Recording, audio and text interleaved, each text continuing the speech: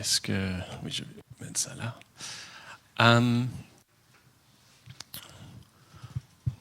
Bon, oui, je vais commencer par ces passages dans la Bible qui viennent de Luc 23, chapitre 30, verset 32 et jusqu'à 37.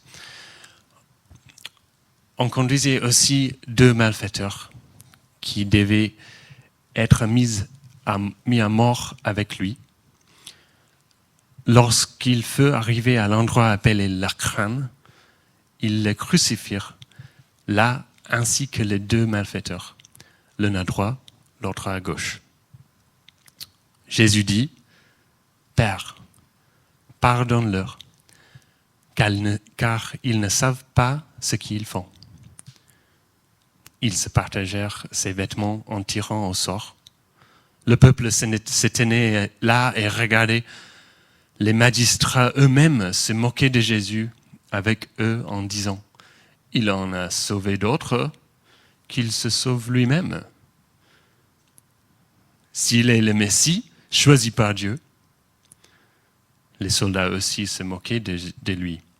Ils s'approchaient pour lui présenter du vinaigre en disant « Si tu es le roi des Juifs, sauve-toi toi-même. » Bonjour. Le sujet aujourd'hui, c'est, comme Ian a dit, le 2e dans notre série de pardon. C'est le pardon total, le pardon complet. Donc Thierry a introduit le sujet il y a 2 semaines. Il a parlé sur le passage de serviteur impitoyable de Matthieu 18. Et je recommande d'écouter la prédication qui est disponible sur YouTube. Nous avons un mandat de pardonner, j'allais expliquer. Nous avons l'exemple de Jésus à suivre aussi. Et bien sûr, il y a des implications réelles pour nous dans notre choix de pardonner ou pas. Matthieu 6, verset 15. Mais si vous ne pardonnez pas aux hommes, votre Père ne vous pardonnera pas non plus vos fautes. C'est un peu extrême, non? Raisonnable peut-être. Hein? Mais en réalité, qu'est-ce que c'est le pardon? Qu'est-ce que c'est le pardon total? J'ai oublié qui, mais quelqu'un connu, j'ai oublié qui, a dit concernant les chrétiens que les chrétiens sont les gens qui se convainquent des 3 choses contradictoires chaque matin avant de manger petit déjeuner. Peut-être un peu comme la Reine Blanche dans Alice au Pays de Merveilles où elle traverse le miroir. Ok, les chrétiens ne sont pas comme ça, non? Dieu est un et 3 personnes à la même fois. Ok? Dieu est pleinement souverain et nous donne le libre arbitre. Nous avons le choix de faire ce qu'on veut. Mais Dieu est totalement souverain. Dieu est juste. Dieu est miséricordieux. C'est déjà 3 contradictions, non? Peut-être. Hein? Mais en fait, nous voyons ces 3 contradictions, entre guillemets, au moment de la croix, dans le verset qu'on a lu en Luc. Jésus est Dieu lui-même. Ce n'est pas que Dieu a cherché quelqu'un à punir et toi, Jésus, allez sur la croix, c'est toi, choisi pour prendre tout le punissement de tout le monde. Même son fils, hein, je suis Dieu, mais mon fils, allez. Non, ils sont la même personne. C'est Dieu lui-même. Il a pris nos péchés sur lui. Il est Trinité. Il est un seul Dieu. Il a pris nos faiblesses et il est chargé de nos maladies, comme dit en Ésaïe 53, verset 4, et Matthieu 8, 17 aussi. Bon, mais Dieu est souverain et on a le choix, mais les gens autour le croient, il a eux le choix. Et Dieu a utilisé ce choix pour tourner ça à quelque chose qui était plus ancrable que nous ne pouvons pas comprendre. On utilisait la liberté libre, les gens ont fait ce qu'ils veulent. Et dans la croix, nous voyons la pleine justice et la miséricorde infinie de Dieu. Et par conséquent, la pêche et la mort n'ont pas aucun pouvoir. 1 Corinthiens 15. Car Dieu a remporté la victoire complète sans la contribution de notre part. Donc on voit qu'en fait, ce n'est pas la contradiction, c'est l'incroyable mystère, mais puissance de Dieu. Et il a fait tout lui-même. Il a nous pardonné. Le salut est complet sans notre action. Mais il y a quelque chose à contribuer, quelques responsabilités, parce que c'est aussi marqué « Pardonne-nous nos offenses, comme nous aussi pardonnons à ceux qui nous ont offensés ». Donc il y a quelque chose à faire là. Oui. Comme Thierry a dit il y a 2 semaines, c'est sérieux ces questions de pardon. Mais comment on peut traiter ça avec aussi en Proverbe 31, quand c'est marqué « Ouvre ta bouche, juge avec justice et défende les malheureux et les pauvres », si on est toujours en train de pardonner tous pour ce qu'ils ont fait. Bon, la justice. Qu'est-ce que c'est la justice ? C'est important de comprendre justice. Nous pouvons considérer la justice en 2 camps, effectivement, 2 façons de traiter. Première chose, il y a les résultats d'un crime. Donc, les lois du pays, la justice est là. Si vous conduisez trop vite, tu payes une amende. Ouais, ça, c'est la loi, le résultat. Si vous tuez quelqu'un, allez en prison. Ouais, c'est la loi. C'est le résultat de la loi du pays. Et plus que ça, il y a une responsabilité pour protéger les innocents, on dit, de soutenir ceux qui sont vulnérables. Et nous avons la responsabilité de prévenir, d'éviter qu'il y ait des dommages, les blessures à des autres. Avant qu'on considère toute la question de pardon, soyons clairs, nous avons la responsabilité de signaler les crimes à la police, de participer au système judiciaire de notre pays, d'empêcher des contrevenants pour éviter qu'ils causent des dommages en plus. On a une responsabilité là. Si on pardonne quelqu'un, on va voir ça plus tard. Ce n'est pas pour dire que le système judiciaire ne marche pas. Ouais. Mais le deuxième aspect de justice, c'est peut-être la justice que nous voudrions, c'est la vengeance. Il a fait ça, alors il mérite de ça. Exode 21. Mais s'il y a une conséquence malheureuse, tu donneras vie pour vie, œil pour œil, dent pour dent, main pour main, pied pour pied, brûlé pour brûlé, brûleur pour brûleur, blessure pour blessure, plaie pour plaie. Ça, c'est la justice. C'est juste. Et je ne reste pas jusqu'à la justice est faite. Ça devient peut-être une rancune, effectivement, non? N'oublie pas ce que Jésus a dit concernant ces versets en Exode, en Matthieu 5. Bon, donc, nous ne sommes pas aujourd'hui en train de parler sur les crimes, pour cacher les crimes. On est en train de parler sur le pardon complet, qui est plutôt la deuxième partie là.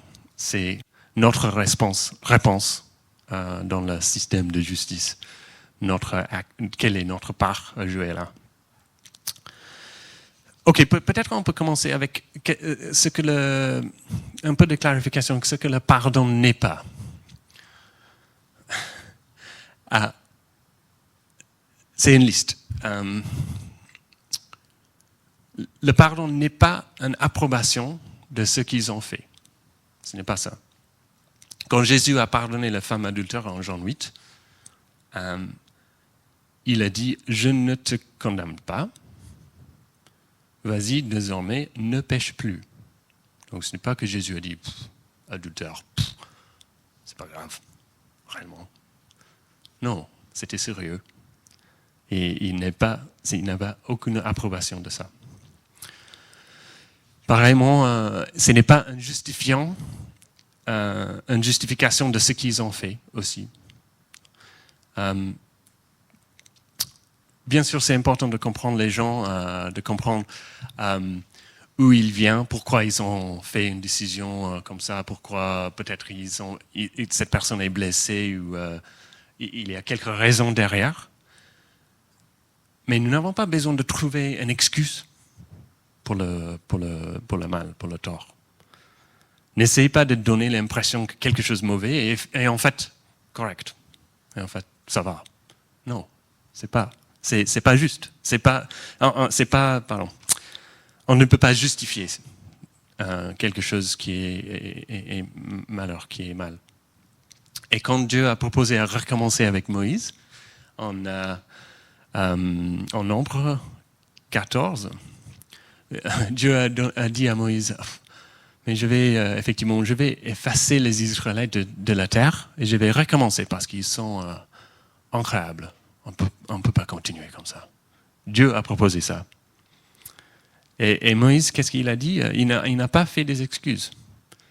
Pardonne la faute de ce peuple conformément à la grandeur de ta bonté, tout comme tu lui as pardonné depuis l'Égypte jusqu'ici. Moïse a simplement rappelé Dieu du fait qu'il est miséricordieux. Et les Israélites, oui, tu as raison, ils sont pas terribles, mais on continue.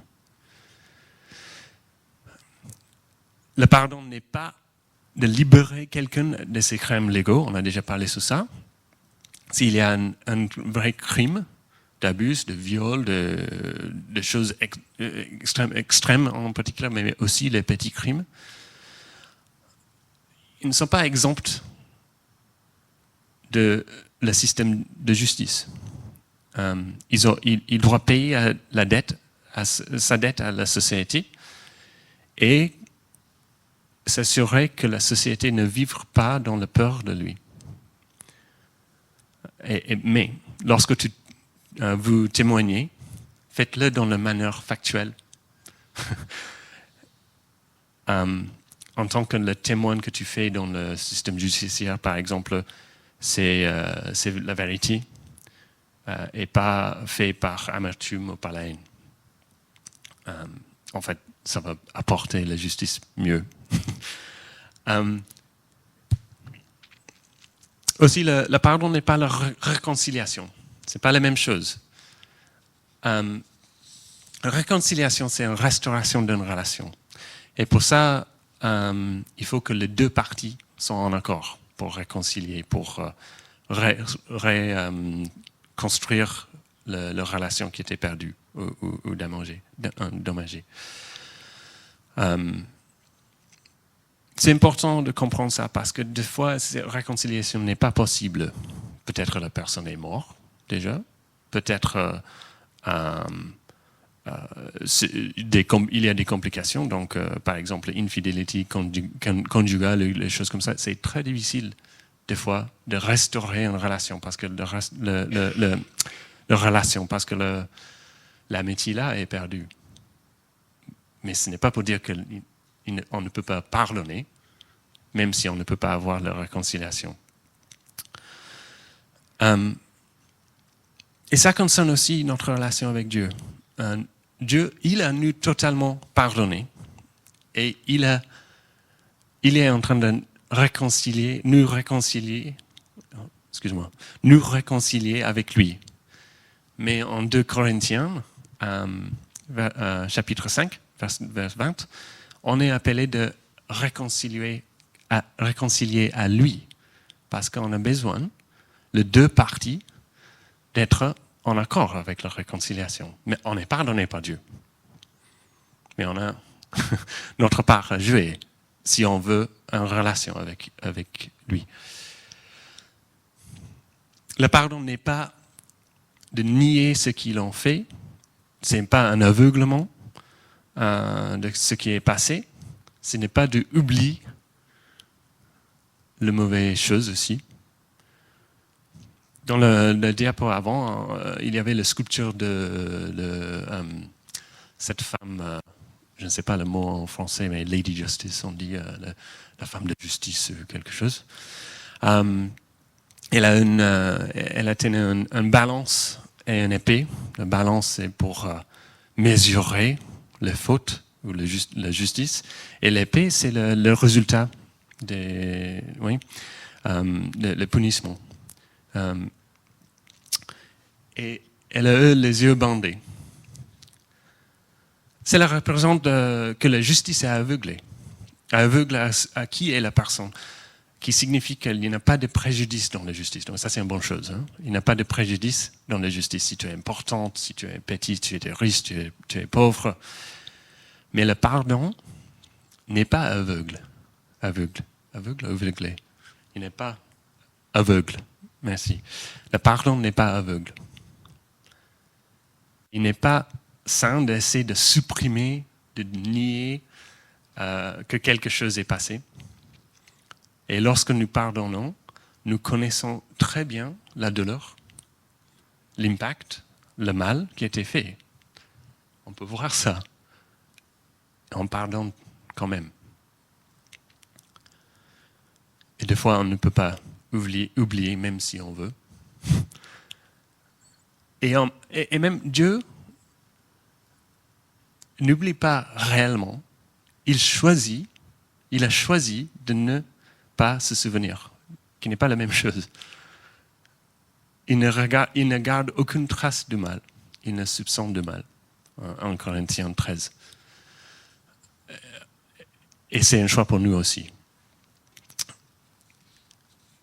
Et aussi, le pardon n'est pas de refuser de prendre le mal au sérieux, de prétendre que, en fait, nous ne sommes pas blessés.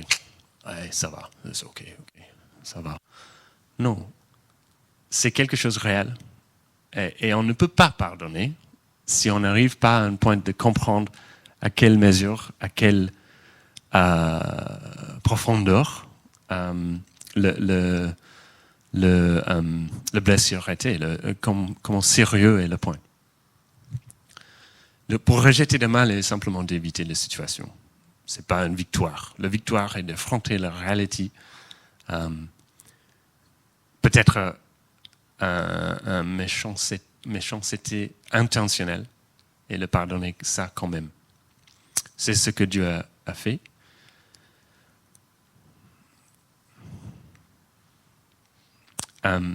Et Dieu aussi, il a exprimé plusieurs fois dans la Bible aussi qu'il était blessé, il avait de douleurs là. Quand David a péché avec Bathsheba contre Dieu, Dieu a expliqué, je suis c'est difficile pour moi. Et quand Jésus était physiquement frappé pendant son interrogation en Jean 18, il a une réaction.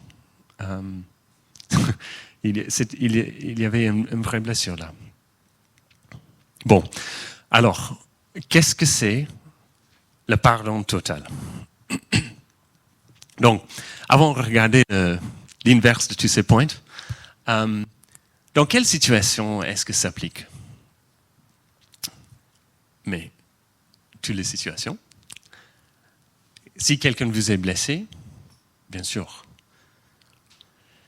Mais aussi, si quelqu'un a blessé quelqu'un que vous aimez, et peut-être ça c'est plus difficile. C'est plus difficile souvent de pardonner. Si nous parlons de quelqu'un d'autre, notre fils ou fille, quelqu'un dans notre famille, un ami. Mais le même rationnel, la même chose marche là aussi. Il faut pardonner. Et nous avons ça dans l'exemple de la croix. On toujours va revenir vers la croix. On a le même exemple. Lorsque Jésus était tué sur la croix, à ce moment-là, il a prié, pas « je vous pardonne ». Il n'a pas dit ça. Il a dit « Père, pardonne-le ». Il a demandé au Père de pardonner, qui était quelque chose de plus grand.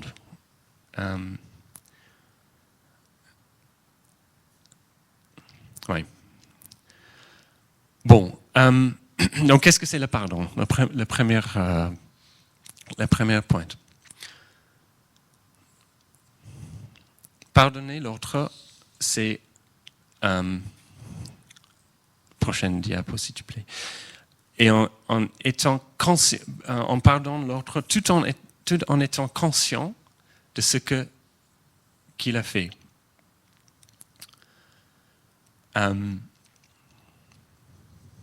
Oui, on a déjà parlé sur ça. Il faut comprendre qu'il y avait quelque chose de mauvais, quelque chose de mal. Et en fait, le pardon total est douloureux pour nous. Ça fait mal de renoncer à la vengeance. Ça fait mal de savoir que cette personne va s'en tirer et personne ne le saura même. Il est totalement... Comme personne ne comprend qu'il a fait quelque chose de mal à moi ou à quelqu'un que j'aime bien. Et c'est difficile de faire ça. Ça, c'est la difficulté. Hein. Mais quand je sais pleinement que ce qu'ils ont fait, et j'accepte dans mon cœur qu'ils seront bénis sans aucune conséquence pour leur tort, je suis passé au surnaturel. Je suis devenu un peu comme Jésus, là. Donc le deuxième, ne pas soupçonner de mal, hein, Corinthiens 13, verset 5. C'est un choix de ne pas établir une liste non déchirable des torts de l'autre.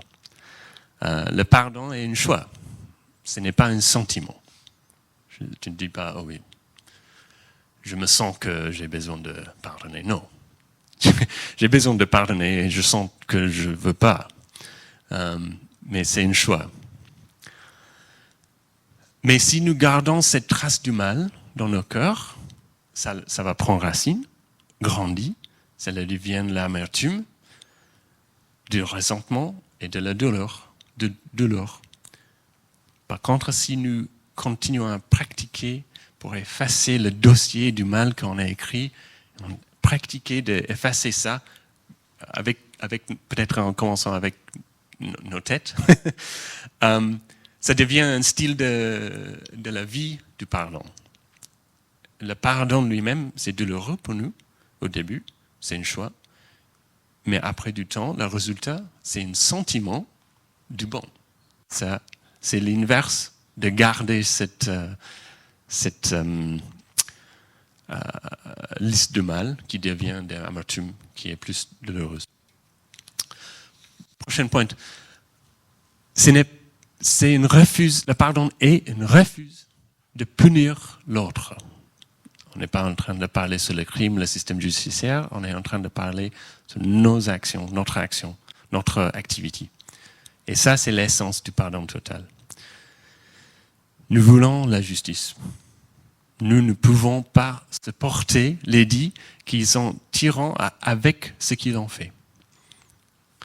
Cela semble tellement injuste. Et nous voulons donc leur juste châtiment. On dit châtiment, punition. En fait, c'est quelque chose que j'ai personnellement dû apprendre récemment. Certaines personnes ont blessé ceux que j'aimais. Et jusqu'à récemment, j'étais en train de prier pour que Dieu apporte sa justice dans la situation. Et dans mon esprit, ça signifie que je voudrais et je prie que Dieu va punir pour ce qu'il a fait. Et que Dieu va arriver dans la situation, tourner ça en rond, justifier la personne qui était blessée et que la personne qui a fait du mal va voir la justice de Dieu lui-même. Ouais? Mais ce n'est pas le pardon, ça. Aimez vos ennemis, bénissez ceux qui vous maudissent. Faites du bien à ceux qui vous détestent et priez pour ceux que vous maltraitent et que vous persécutent. Matthieu 5. Donc nous prions pour la bénédiction et non pour la punition de ceux que nous ont fait du tort ou de ceux que nous et même pour ceux que nous aimons si quelqu'un a blessé quelqu'un qu'on aime. Mais j'ai peur que Dieu le pardonne totalement, tout simplement, comme il m'a pardonné. Et comment je peux attendre que Dieu veut me pardonner s'il ne fait pas le même à quelqu'un d'autre? 1 Jean chapitre 4, verset 18. L'amour parfait chasse la peur. Et ça, c'est la peur là. La peur est l'implication de punition. La peur est aussi le fait que cette personne ne sera pas punie. J'ai peur de ça. Mais la vengeance est à Dieu. La vengeance est à moi. Deutéronomie 35, verset 32. Et aussi en Romains 12, 19 et en Hébreux 10, 30. La justification est ce que Dieu fait le mieux. Il ne veut pas notre aide pour ça. Lorsque nous refusons de punir, ça libère Dieu à décider quoi faire dans cette situation. Si nous choisissons de nous mettre en travers du chemin, on bloque Dieu, dans le domaine d'expertise de Dieu, peut-être il va nous laisser de faire.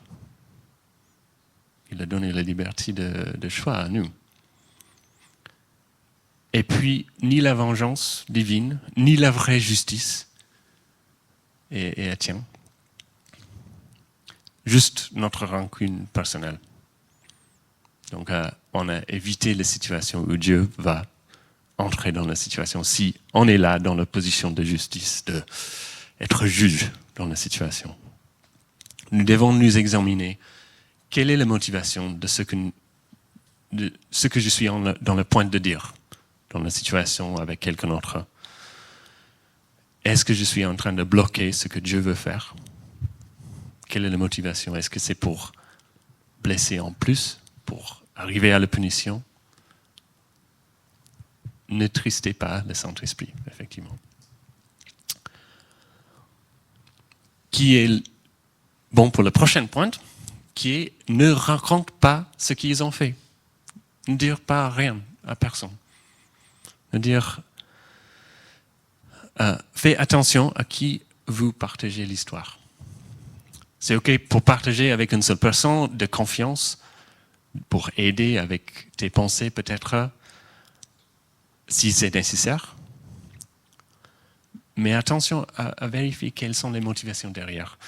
Normalement, certainement pour moi, nous disons des choses pour obtenir la sympathie, que l'autre personne va être en accord avec moi, que cette personne qui m'a blessé, ou qui a blessé un ami de moi, a fait une chose très terrible.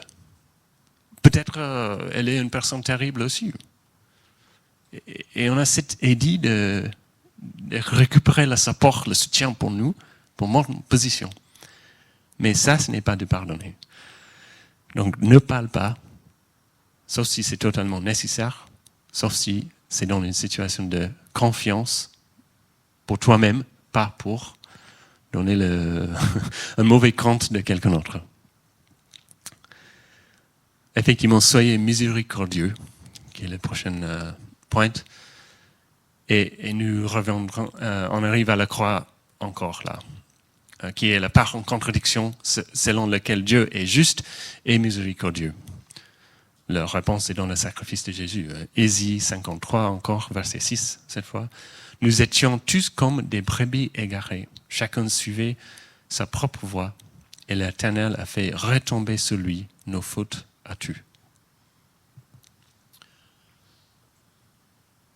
Quand on nous demande d'imiter Dieu, ce n'est pas en toute façon d'être Dieu. Hein.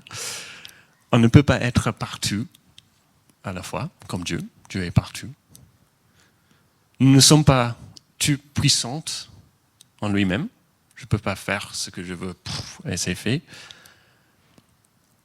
Et ce n'est pas pour porter un jugement. Ça, c'est pour Dieu. La punition appartient à Dieu seul. Luc, chapitre 6, verset 36. Soyez donc pleins de compassion. Tout comme Père, comme votre Père aussi, est plein de compassion. Ça, c'est la façon pour imiter Dieu, dans son miséricorde. Et en Matthieu 5, 7, heureux ceux qui font preuve de bonté, car on aura de la bonté pour eux. Bon, il y a aussi un peu de paiement là, donc c'est pas être totalement... En fait, si on est miséricordieux, on a ça à nous. Hein, donc il y a quelques raisons, qu'on dit selfish, quelques raisons qui viennent de nous pour pardonner. Parce que si on pardonne, si on est miséricordieux, on a le même traitement. Soyez gracieux. Qui est le prochain point. Encore une fois, en suivant l'exemple de Jésus, nous faisons preuve de grâce, de miséricorde, de douceur. C'est être gracieux. Pour être pharisaïque, self-righteous, on dit en anglais, c'est on prétend être après la vérité. Je veux la vérité dans cette situation. Et ça, ce n'est pas d'être comme Jésus. Rappelez-vous la femme d'adultère dans Jean 8. La vérité était que cette femme a besoin de punition pour ses crimes dans la société à l'époque, le péché. Mais le pardon total signifie parfois, si vous acceptez ça, d'ignorer la vérité et de ne pas laisser savoir ce que vous savez, que ce soit qui pourrait nuire à la personne. Oui, donc c'est pour... on a besoin de ne dire pas la vérité de temps, pas dire pas mentir, mais être silent. Si tu sais quelque chose de vérité qui n'est pas utile dans cette situation pour être gracieux. Et on est presque à la fin. Il y a quelques conclusions, quelques points de conclusion. C'est une condition d'intérieur. Matthieu 12, 34. En effet, la bouche exprime ce dont le cœur est plein. Le pardon, en fait, concerne moi-même, mon attitude dans mon propre cœur. C'est pourquoi ce n'est pas la même chose que la réconciliation. Et le pardon n'est pas besoin de la réconciliation, parce que ça, c'est quelque chose d'externe. En fait, le pardon, c'est moi. Et en fait, il n'est même pas nécessaire que l'autre personne s'excuse pour qu'elle demande pardon. Peut-être cette personne pense qu'il n'a fait aucune chose de mal. Pardonne-le. Oui, peut-être. Oui, c'est toi qui pardonne, c'est pas eux qui demandent le pardon. C'est même pas nécessaire que l'autre personne réalise ou considère qu'elle a fait des choses mal. C'est l'absence d'amertume, le prochain dans la liste. En Éphésiens 4, 30 à 31, c'est marqué « N'attriste pas le Saint-Esprit de Dieu, par lequel vous avez été marqués d'une empreinte pour le jour de la libération. que toute amertume, toute fureur, toute colère, toute éclat de voix, toute calomnie et toute forme de méchanceté disparaissent du milieu de vous. Et en Hébreux 12, 15, veillez à ce que personne ne se prive de la grâce de Dieu, à ce qu'aucune racine d'amertume produisait des rejetons, ne cause de trouble et que beaucoup s'en soient infectés.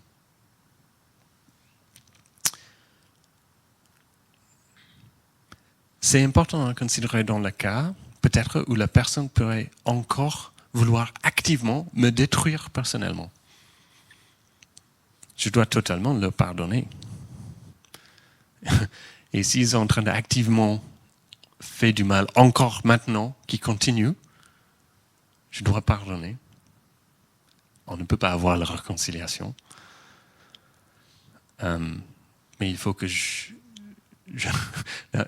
n'ai pas l'amertume, n'être pas amertumus, on dit ça, non? On n'a pas l'amertume. Comment pouvez-nous savoir que nous avons pardonné? Le facteur est l'amertume. Et les tests, il y a 3 tests pour ça. 1, j'ai aucun désir de se venger ou de punir cette personne, même s'ils sont actifs maintenant. 2, je ne fais ou je ne dis rien qui puisse nuire à leur réputation ou à leur avenir. On n'acte pas pour punir cette personne. Et 3, encore plus difficile, je n'ai pas l'amertume quand je souhaite vraiment du succès dans tout ce qu'ils cherchent à faire. Et on prie pour eux, on souhaite honnêtement qu'ils sont en bonté, que tout va bien pour eux. Est-ce qu'on peut dire ça dans toute situation? Je ne sais pas. Mais voilà, c'est le test. 2 derniers points dans la liste. Pardonner Dieu. Enfin, notre amertume remonte à Dieu. Comment peut-il permettre que cela se produise? Où est Dieu dans cette situation? Comment ça continue comme ça? Dieu est tout-puissant, omniscient et juste. Il aurait pu empêcher tout cela. Et on est en colère contre lui. Mais personne ne peut prétendre à totalement connaître la réponse complète à la raison pour laquelle Dieu permet les injustices, les souffrances de continuer. On a quelques réponses, on a quelques édits là, mais vraiment, pourquoi ça continue? Ok, si c'est une guerre ou quelque chose comme ça, c'est quelque chose là. Si c'est quelqu'un qui me blesse toujours, chaque jour, pourquoi ça sait permettre? Je ne sais pas. Peut-être pour nous puissions croire en Dieu, avoir la foi même dans les situations difficiles. Peut-être Dieu est en train de faire quelque chose plus large qu'on ne sait pas. On ne sait pas. Mais nous savons que tout contribue au bien de ceux qui aiment Dieu, de ceux qui ont appelé conformément à son plan. Romains 8, 28. Nous verrons à la fin que Dieu était juste. Et il a fait la bonne chose. Dans tout ce qu'il a fait, même cette situation de moi-même ou d'un ami de moi, on va voir ça à la fin. Oui, Dieu a fait la chose correcte dans cette situation. Dieu n'était jamais coupable en premier lieu, mais parce qu'il nous semble injuste, nous devons lui pardonner afin que nous puissions continuer avec notre vie, n'a avoir l'amertume dans nous-mêmes, dans moi-même. Et c'est pour ça que j'ai besoin de pardonner Dieu, même s'il est Dieu. Et le dernier sur la liste, pardonner soi-même. À la fin, nous comptons pour Dieu. Je compte pour Dieu. Toi, vous, tous, comptez pour Dieu. Et Dieu a déjà nous pardonné. Il m'a pardonné. Et il veut notre joie. Et la première personne à approuver de la joie après le pardon, c'est celui qui a fait le pardon, qui a pardonné l'autre.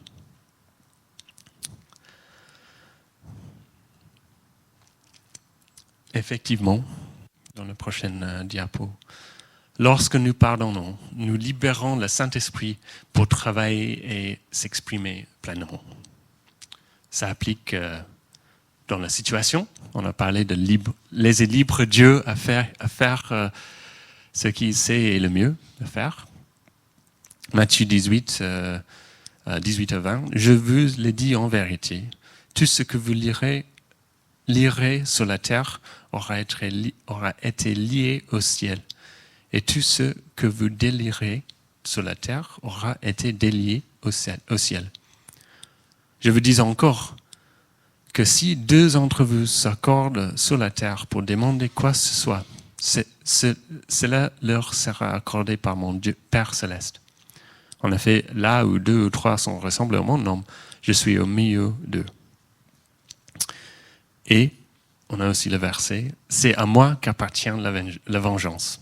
C'est moi qui donnerai à chacun ce qu'il mérite, dit le Seigneur. Deutéronome 32 et aussi en Romains 12.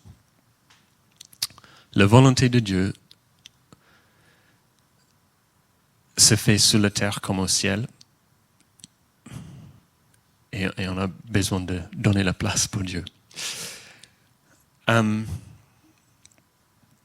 Et cela applique à nous aussi.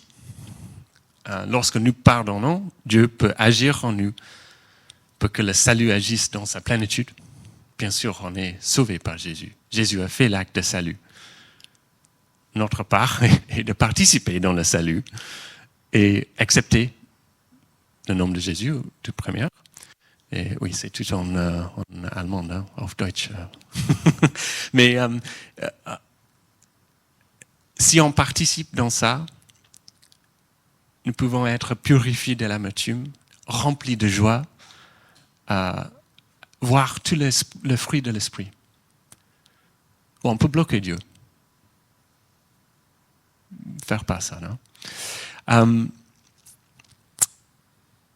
Bon, un dernier image, c'est pas sur le diapo, mais j'ai oublié aussi qui a dit ça tout d'abord, mais le manque de pardon, c'est comme boire du poison, puis attendre que l'autre personne va mourir. Ça ne marche pas. Il faut pardonner totalement, complètement, parce que Dieu est puissant. Il est capable, même si on ne comprend pas, même si on lâche cette justice. C'est mieux. Et en fait, on va bientôt passer à la Sainte Seine. Jésus a nous donné quelque chose de mieux. Si quelqu'un a soif, qu'il boive de l'eau de la vie, c'est-à-dire Jésus. Jean 7, 37. Qui sont remplis. Oui. Donc si ne bois pas le poison, boire de Jésus, si on peut dire ça, si ça faut traduire.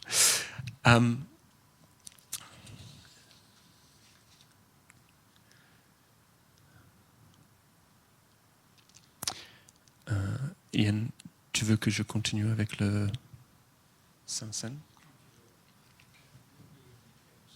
Ah, ok. Bon, donc je vais laisser avec ce dernier verset, Matthieu 5, 23 à 24. Si donc tu présentes ton offrande vers l'autel et que là tu te souviens que ton frère a quelque chose contre toi, laisse ton offrande devant l'autel et va d'aborder de réconcilier avec ton frère. Puis viens présenter ton offrande. Le pardon est quelque chose de sérieux et important. Merci Seigneur que nous pouvons dépendre sur toi et guide-nous d'avoir le bon état d'esprit, de pardonner, même si c'est extrêmement difficile, parce qu'on reconnaît que toi, tu es Dieu et tu as fait tout sur la croix. Viens, Saint-Esprit, et on ne te bloque pas.